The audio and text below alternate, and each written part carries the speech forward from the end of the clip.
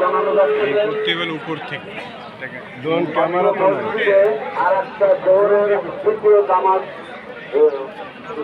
শুরু হয়েছে। এই দ্বিতীয় যে জামাত শুরু হয়েছে এই জামাত শেষ না হওয়া পর্যন্ত দয়া করে আমরা একটু অপেক্ষা করবো প্রখর রোদ। তারপরেও আমরা জানাজা নামাজ অনুষ্ঠানের জন্য দয়া করে আমরা অপেক্ষা করব। আর মরহুম যুবদল নেতা মানিকগঞ্জ জানাজায় উপস্থিত হয়েছেন খুলনা মহানগর বিএনপির সংগ্রামী আহ্বায়ক জননেতা অ্যাডভোকেট হোসেন শফিকুল আলম মানা,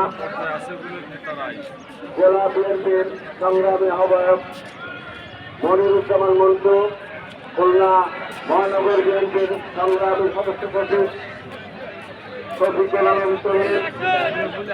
জানাজা নামাজে আরো উপস্থিত রয়েছেন খুলনা মহানগর বিএনপির যুগ্ম আহ্বায়কবৃন্দ, যুব দলের সাবেক সাধারণ সম্পাদক সাবেক সভাপতি নাজমুল চৌধুরী সাগর, মেয়র সহ নেতৃবৃন্দ। জানাজা নামাজে উপস্থিত হয়েছেন খুলনা ২ আসনের সাবেক সংসদ নজরুল ইসলাম মঞ্জুর,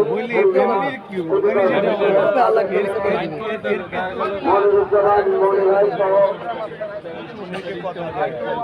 বিএনপির সর্বস্তরের নেতা কর্মীবৃন্দ এবং দল মত পরিবেশে অবহেলিত মানুষ মরহুম মানিক ভাইয়ের পক্ষ থেকে সকলের প্রতি কৃতজ্ঞতা জানাচ্ছে।